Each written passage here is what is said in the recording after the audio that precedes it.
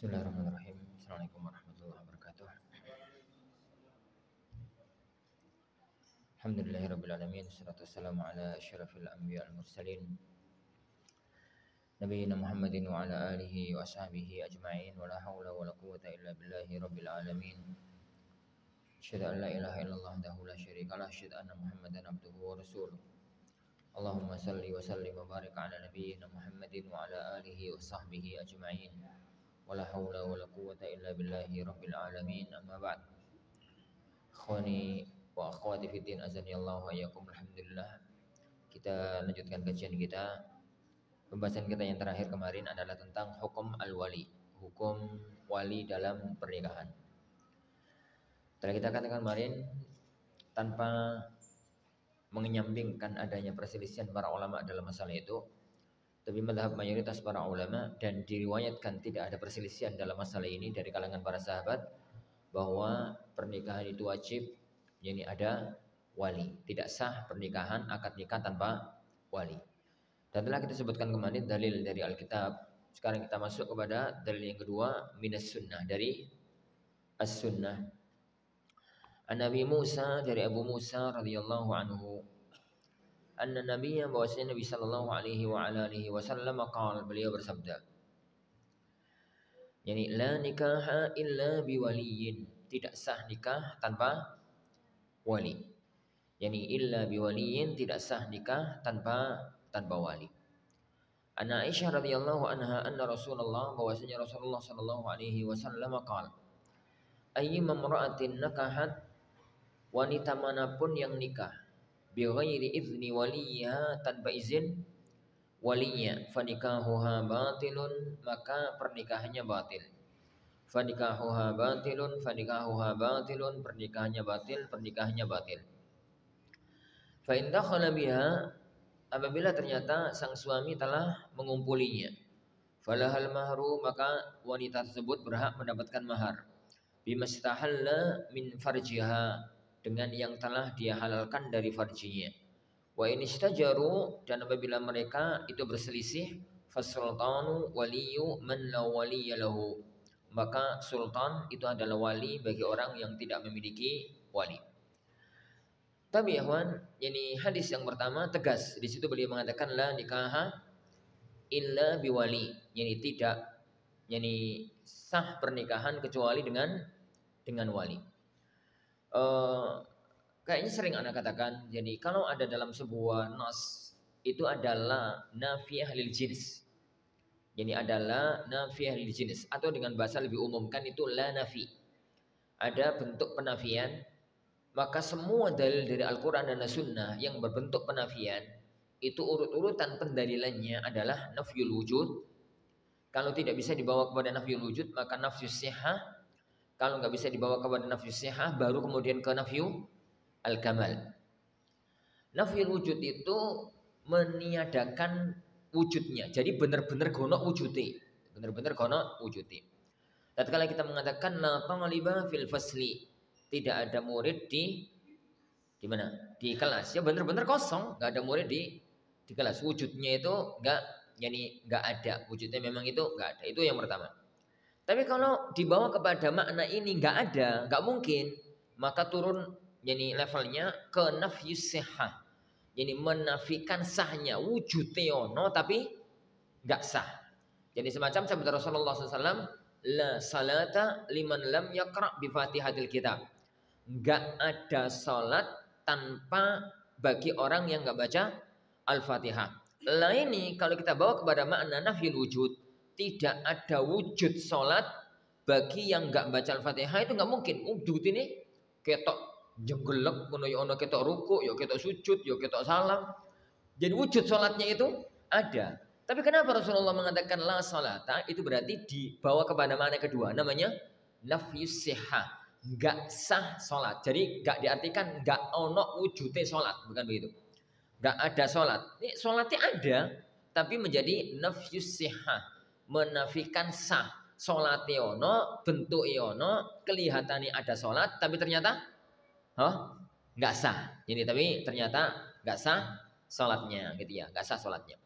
Nah, kalau dibawa kepada makna nafyus sihah, nggak memungkinkan, baru diturunkan ke bawahnya lagi, yaitu nafyul kamal, menafikan kesempurnaan. Sah tapi gak sempurna, sahnya sah tapi gak sempurna, semacam-macam ini. Dan itu banyak hadis, misalkan sabda Rasulullah SAW, la yu'minu ahadukum hatta yuhibba li akhihi ma yuhibbu li nafsi. Tidak beriman salah satu dari antara kalian sampai dia mencintai saudaranya sebagaimana dia mencintai dirinya sendiri. Itu dibawa kepada nafyul wujud, nggak mungkin. Bukti ini orang itu kelihatan mukmin, ya kita sholat, ya kita poso, ya kita ngene, ya kita ngono. Dibawa kepada nafyus sah, nggak sah sholati, itu nggak mungkin. Itu menabrak pokok utama pondasi iman ahlu sunnah. Bahwasanya orang itu kalau sudah masuk Islam tidak bisa dikeluarkan hanya dengan dosa besar, gitu ya. Maka berarti dibawa kepada makna yang ketiga, yaitu nafyul kamal, gak sempurna iman seseorang sampai begini, sampai begitu. Maksudnya itu gak sampai 100%. Lah iman sampai 100% itu yo abot rek. Jadi rata-rata yo di bawahnya. Lah di bawahnya itu sing macam-macam. Ono sing yani 60%, ono sing 80, ono 90 dan macam-macamnya. Nah, hadis ini dibawa kepada nafyul wujud, nggak mungkin. La nikaha illa biwaliyin, tidak ada nikah tanpa wali. Lah bukti ini ono manteni, ono walin, apa ono walini, ono naibe, ono wali mahani, ono jadi suguhani. Jadi ketok sebagai mantenan itu ada. Maka dibawa kepada makna yang kedua, yaitu nafyu as-sihah, la nikaha sahihan illa biwaliyin.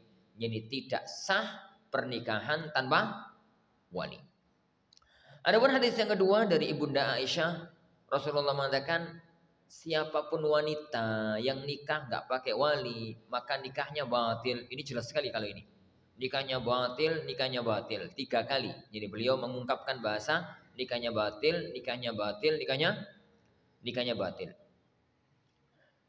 Lalu beliau mengatakan apabila ono wong lanang wedok nikah, ternyata nikahnya nggak sah, tapi wis kadung dikumpuli, maka sang istri tetap berhak mendapatkan maharnya sempurna. Gambarannya pripun Ustaz? Jadi misalkan ada seorang laki-laki nikah dengan seorang perempuan, padahal wanita itu masih dalam masa iddah. Wanita itu misalkan masih dalam masa iddah.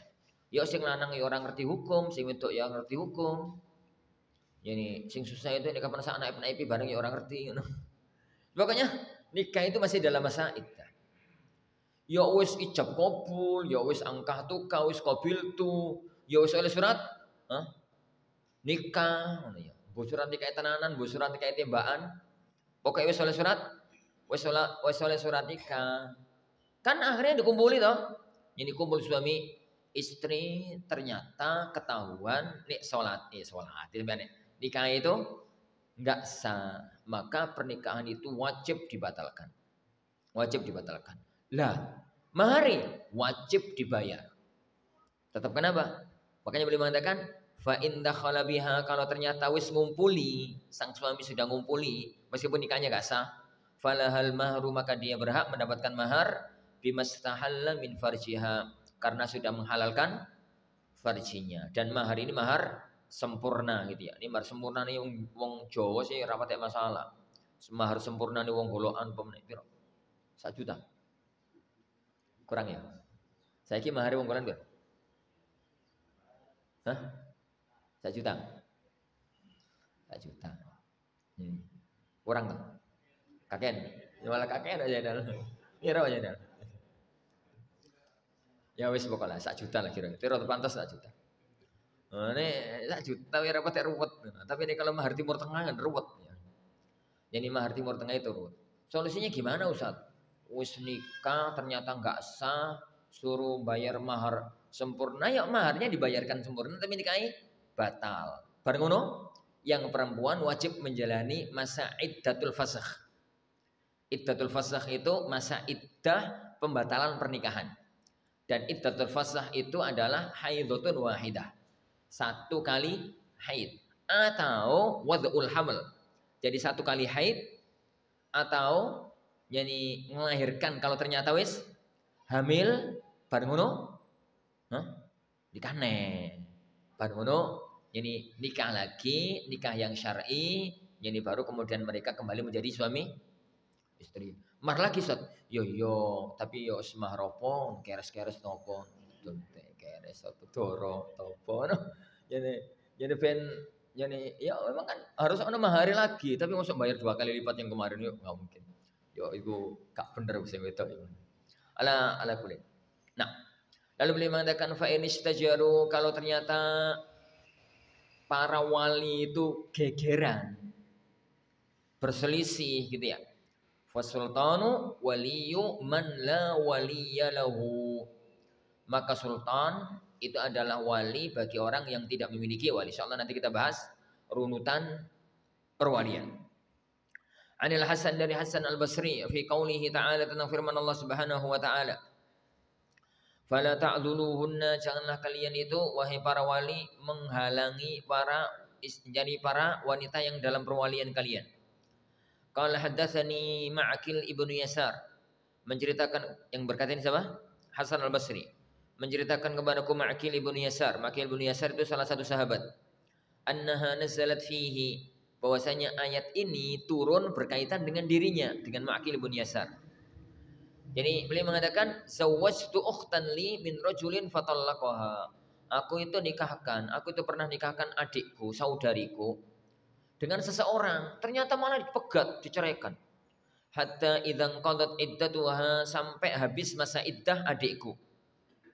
Yani jaa yakhtubuha, mantan suaminya itu balik ngelamar neh. Yani jaa yakhtubuha, mantan sang suami itu balik ngelamar dia lagi gitu.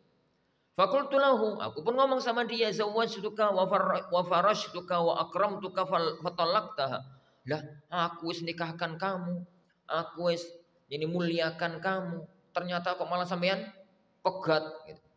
Summa ji'ta takhtubuha, lah sekarang kamu mau ngelamar lagi. La wallahi la ta'udu ilaika abada. Adikku gak akan balik kepadamu selama-lamanya. Itu nesu iki, wong nesu. Yani Ma'qil itu kayak nesu. Wa kana rajulan la ba'sa bihi. Padahal dia itu orang yang ya nggak ada masalah gitu. Dalam artian secara agama nggak ada masalah. Wa kanatil mar'atu turid an tarji ilaih.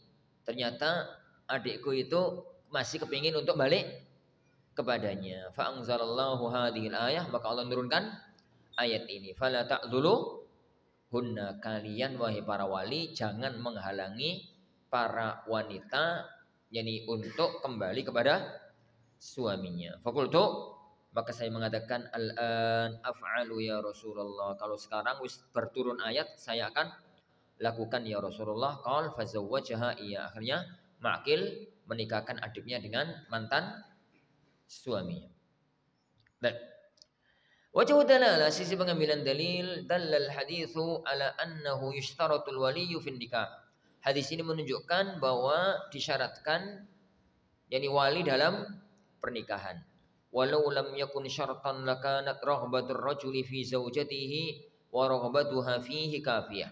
Seandainya bukan syarat, maka yani keinginan suami ke istrinya dan keinginan istri ke suaminya sudah cukup. Ternyata sang laki-laki pingin balik, yang perempuan pingin balik, tak bisa balik sampai walinya itu mau menikahkan. Itu menunjukkan bahwa yani sang wali, yani nikahan itu wajib ada wali, disyaratkan harus jadi ada wali.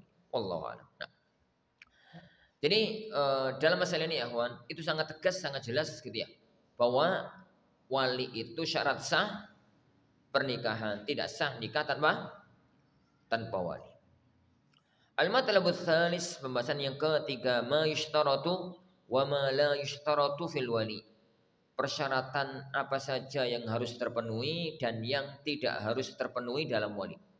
Jadi apa yang disyaratkan dan apa yang tidak disyaratkan pada seorang wali. Al-far'ul awwal, jadi al-aql. Seorang wali itu harus berakal.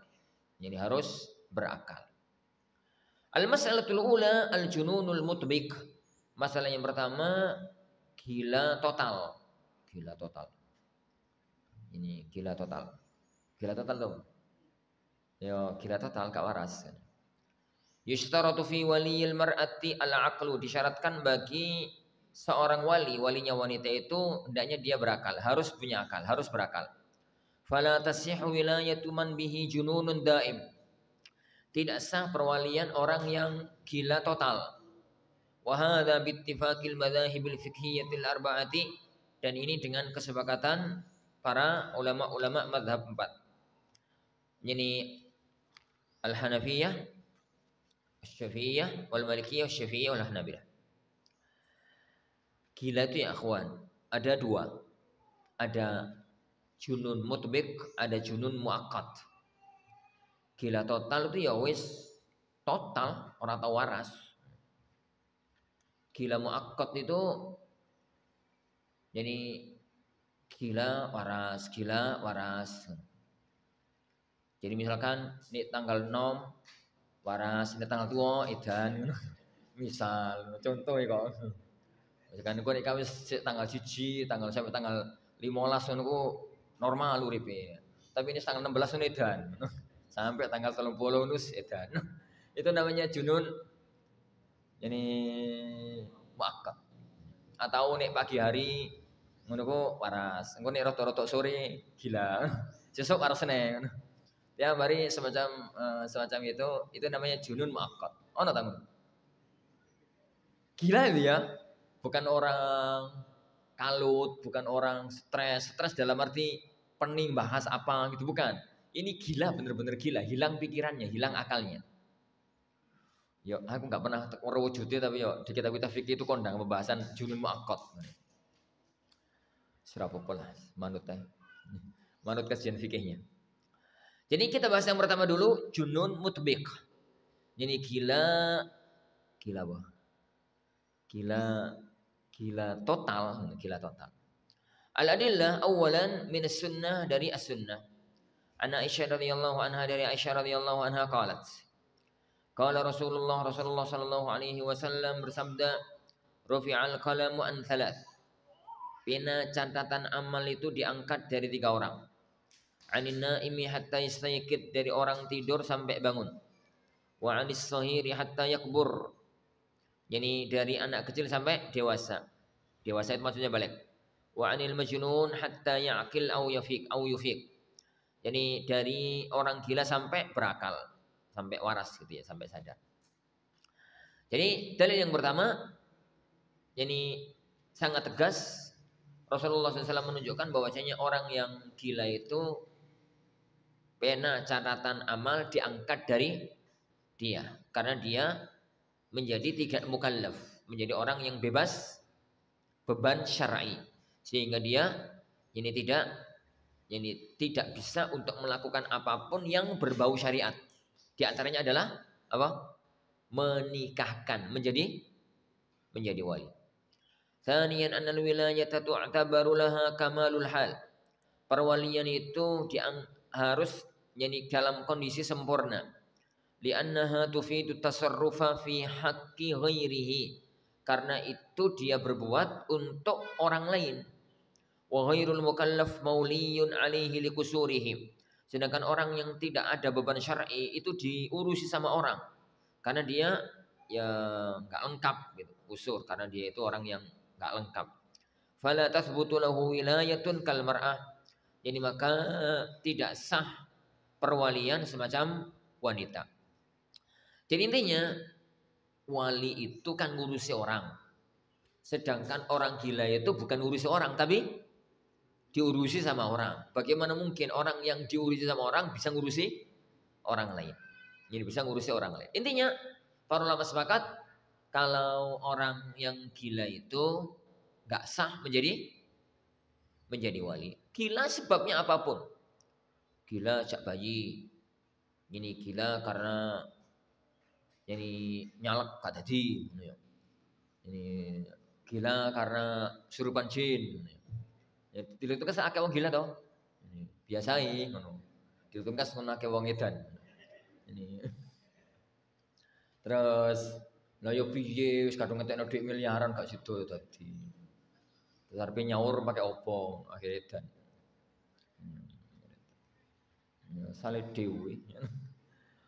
Nah, semacam itu apapun bentuknya itu pokoknya dia itu hilang akalnya baik karena faktor gangguan makhluk lain kayak jin ataupun yang lain atau karena faktor yakni fisik semacam gagar otak, kebentur kemudian gila atau mungkin karena tekanan psikologis atau yang lainnya pokoknya dia itu gila maka hilang akalnya maka dia tidak berhak untuk menjadi wali. Al-mas'alatu tsaniyah masalah yang kedua al-jununul muakkad gila apa ya? Gila apa bahasanya? Gila sementara. Gila apa? Gila total sama gila gila kambuhan saja. Sembuhlah. Pokoknya gila muakkad. Gila yang kadang-kadang sehat, kadang-kadang waras, kadang-kadang gila. La tasulu wilayatu man bihi junun muakkad. Perwalian orang yang gilanya itu kambuhan, ngono lah terjemahane. Itu enggak hilang total. Ala an takuna wilayatuhu hala ruju'i aqlihi.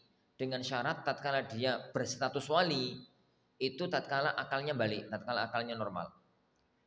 Jadi misalkan pas tanggal 6 normal, pas tanggal 2 edan, ya nikahan itu pas tanggal 6. Nih pas tanggal 6 niku tanggal 1 ngono pas sehat-sehate ngono niku nikah.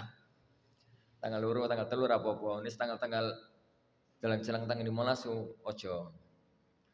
Ini ya semacam itu. Taib. Wa hadza madhhabul jumhur dan ini madhab mayoritas para ulama Al-Hanafiyyah wal Malikiyah wal Hanabilah. Wa wa qaulun inda Syafi'iyah dan ini salah satu madhab Syafi'iyah. Wadzalika lil ati karena beberapa hal berikut ini. Awalan yang pertama likauni muddatihi la tatulu adatan. Ini biasa karena biasanya orang yang gila semacam ini waktu gilanya itu enggak lama. Waktu gilanya itu enggak lama. Misalkan kesurupan jin misalkan. Jadi pas kesurupan jin ini enggak boleh jadi wali. Tapi engko nek jin diusir wis pergi berhak kembali menjadi wali. Thaniyan yang kedua qiyasan 'alal muhma 'alaih. Yani dikiaskan kepada orang yang pingsan. Jadi hukum pingsan sama hukum junun muakkad itu dekat. Jadi orang yang pingsan itu tatkala dia itu pingsan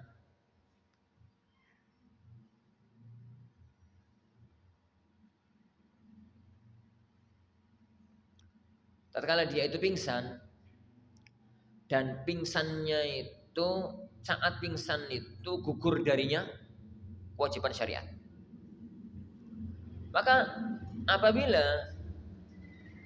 orang itu pingsan sampai lewat waktu sholat, maka sholat di waktu itu gugur. Jadi pingsan misalkan kecelakaan terus gagal otak. Mungkin gagal otak lah, pokoknya pingsan lah, koma sampai 5 hari misalkan di ICU. Hari ke-6 bangun, tanya sama keluarganya, aku nindi nak, kenapa kok di sini? Kemudian diceritakan, ini sampean kecelakaan pak, kritis, koma gitu, baru bangun sudah 5 hari di sini bangun. Oh berarti aku lah 5 dino gak sholat. Nggih sampean kodok saiki pingsan neh. Ini ya soalnya 5 dino bangun-bangun kongkon ngontok pingsan neh. Langsung pingsan neh. Ini gak mati. Ya tatkala dia pingsan itu gugur darinya kewajiban salat. Gugur darinya kewajiban salat. Termasuk puasa. Jadi orang itu kalau dalam kondisi semacam itu seandainya dia itu kecelakaan itu malam Ramadan misalkan ya. Malam Ramadan niat poso, kecelakaan kemudian kritis, bangun-bangun itu malam 7. Jadi 6 hari koma. Maka 6 hari itu kondisi orang ini dalam kondisi ghairu mukallaf. Dalam kondisi tidak ada beban syariat. Berarti enggak qadha, enggak fidyah. Jadi qadha dan fidyah itu kan untuk orang yang kena beban syariat tapi gak iso menjalankan karena ada uzur. Kaya safar, kaya apa? Sakit, kaya apa gitu. Dia itu terkena beban syariat, tapi dia itu punya uzur boleh untuk tidak puasa. Tapi kan dia kan beban puasa. Maka karena semacam itu, dia wajib jadi untuk mengganti pada hari yang lainnya. Dan masalah dari orang yang pingsan tadi, jadi dia itu gugur darinya beban syariat. Rufi'a anhul qalam.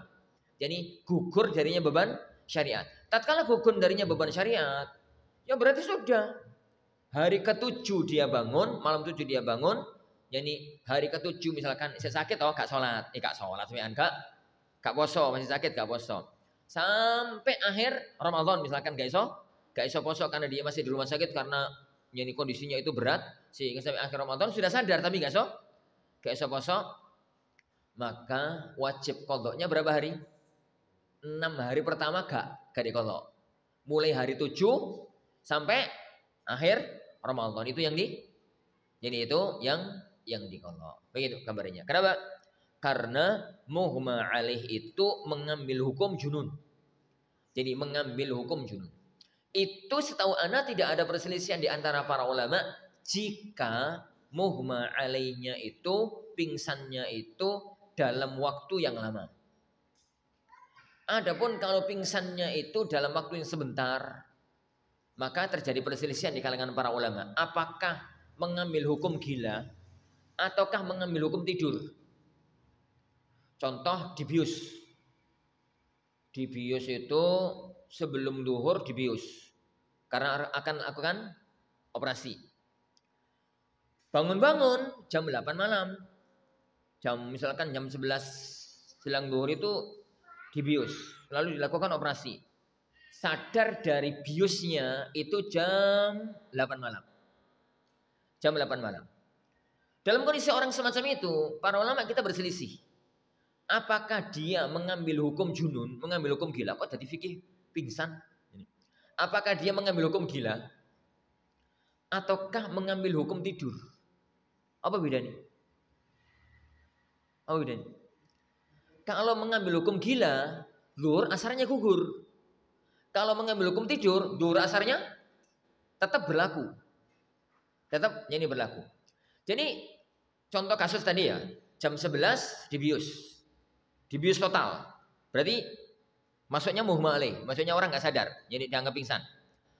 Dia bangun jam 8 malam. Maka yang disepakati oleh para ulama wajib sholat maghrib isya. Wajib sholat maghrib isya di jamak takhir. Kenapa kok wajib sholat maghrib isya? Karena maghrib dan isya itu satu waktu bagi orang yang punya uzur. Dan dia di maghrib masih pingsan, bangunnya di waktu isya, berarti sholat maghribnya ikut waktu sholat isya dengan kaidah hukum jamak. Dengan kaidah menjadi hukum jamak. Itu nggak ada masalah untuk maghrib isya. Dilakukan di waktu isya. Tinggal sholat duhur asar. Bagi para ulama yang mengatakan dia ghairu mukallaf, tidak ada beban syar'i karena pingsan, gugur darinya sholat duhur, sholat asar. Bagi orang yang bagi para ulama yang mengatakan dia mengambil hukum tidur, berarti diqadha. Duhur, asar, maghrib, isya. Kenapa? Alasannya, lho wong pingsan sakmono yo kedekate kok apa? Kiasnya ke tidur, bukan ke mana? Ke gila. Ana wong ngantuk pol wis rong dina gak turu, lha kono. Capek akhirnya lapar ngono ya mangan, bermangan terus adus. Terus istirahat turu di ruangan yang seger ngono ya. Kira-kira ra ono sing nangeni, kira-kira tangini jam piro? Jam 11 mulai turu. Jam piro? Mentok jam piro? Jam 8, jam 12 bengi. Tangi wis. Jam 12 bengi tangi. Ya paling batak-batak isya gitu sekitar 8 jam 9 ngono wis bangun. Jadi sebagian ulama mengatakan itu. Tapi sebagian ulama mengatakan pokoknya pingsan mengambil hukum gila. Ini mengambil hukum gila. Ya, lah. Ini pingsan mengambil hukum gila. Gila mengambil hukum pingsan. Dalam artian sama-sama gugur. Jadi kewajiban. Jadi tatkala dia gila berarti mengambil hukum tidak ada beban syar'i. Tatkala dia waras berarti terkena kembali hukum. Ini hukum syar'i.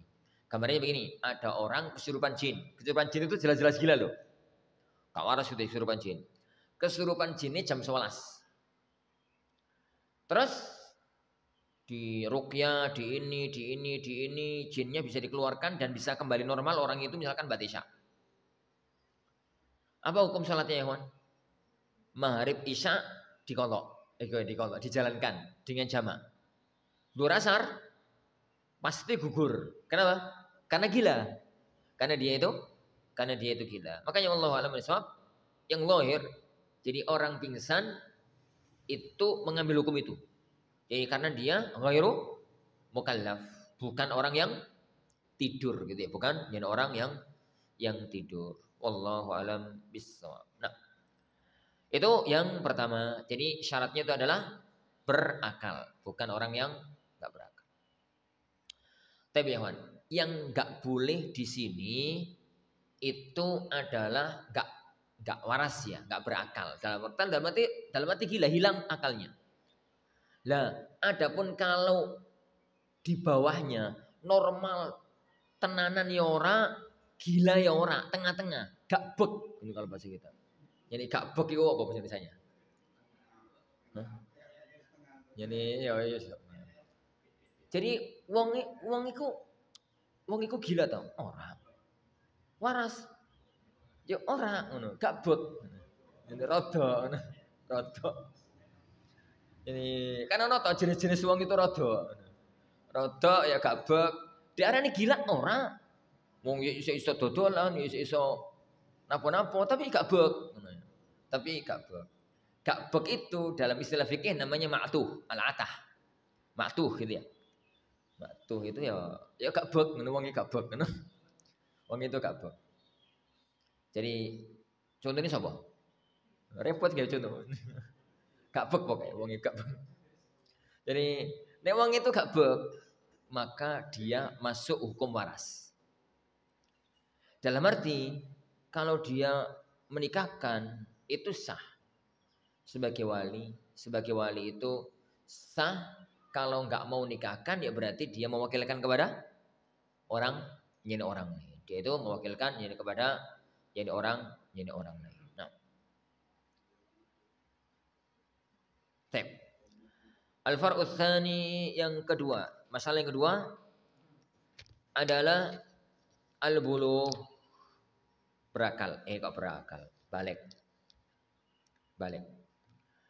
Yushtaratu fi waliyil mar'atil bulugh, disyaratkan bagi seorang walinya wanita itu balik.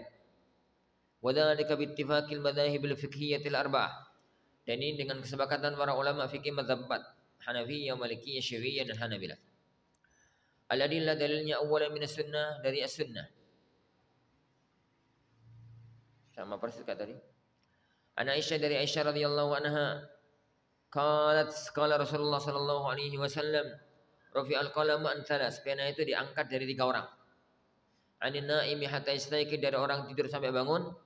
Wa anis sahiri hatta yakbur, dari anak kecil sampai dewasa. Wa anil majnuni hatta yaqil au yufik, dari orang gila sampai sadar kembali.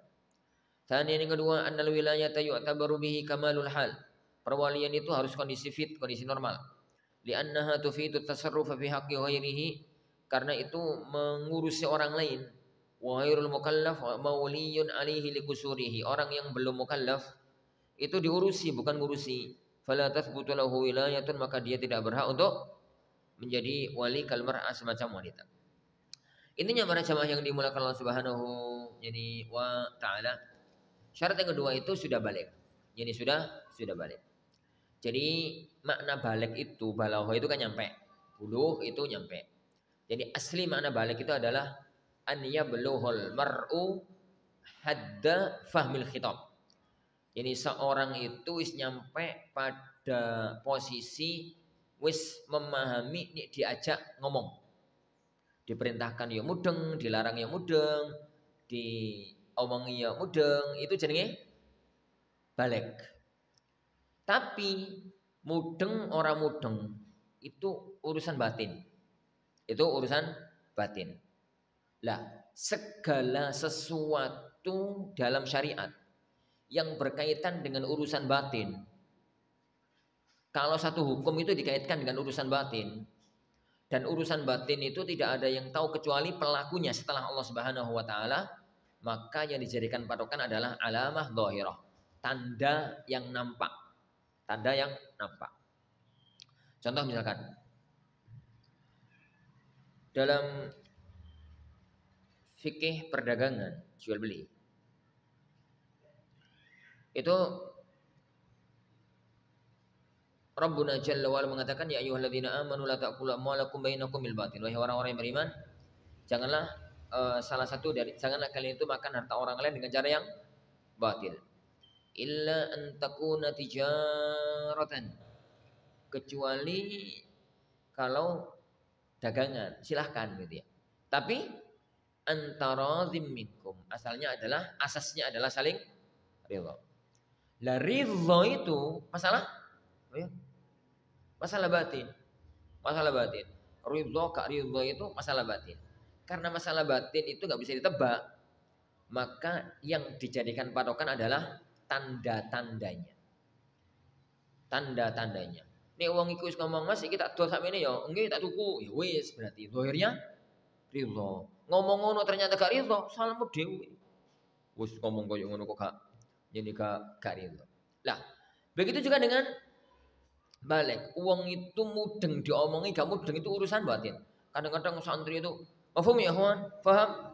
Ini gak usah mantuk-mantuk, tapi mbo ngono sesuk ujian kurang mudeng kok. Ya padahal yo mantuk-mantuk. Kadang-kadang itu gawa ya mantuk-mantuk, takoni ora iso. Ini takoni yo ora iso. Ini mantuk-mantuk, gak mantuk-mantuk itu gak patek jelas. Makanya ane itu kalau ngajar Mahat Ali. Ya karena kan ngajarnya orang-orang dewasa. Ana selalu mengatakan pada santri. Jadi ana menganggap antum udah gede. Ana tidak akan pernah mengatakan tulis yang saya terangkan, tulis ini enggak tulis itu, terserah. Mau nulis enggak mau nulis terserah. Antum mau lihat ana mau nunduk monggo. Asal gak turu.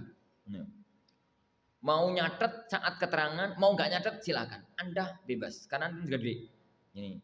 Tapi ingat, imtihan ana itu yang keluar dari mulutku. Dan ana selalu mengatakan di awal semester itu, imtihan ana itu yang keluar dari lisanku. Jadi dari lisanku. Nanti ana bikin soal itu, ana nggak pernah buka kitab, terserah tak ilingku. Ini saya ilingku biar tahu ngomong apa, keluarkan.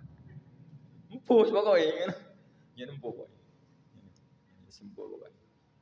Ini pernah sebagian santri itu protes, soalnya nggak ada yang dari kitab Ustaz, tapi semuanya di keterangan antum. Ini karepku, ini karepku, ini akhirnya balik.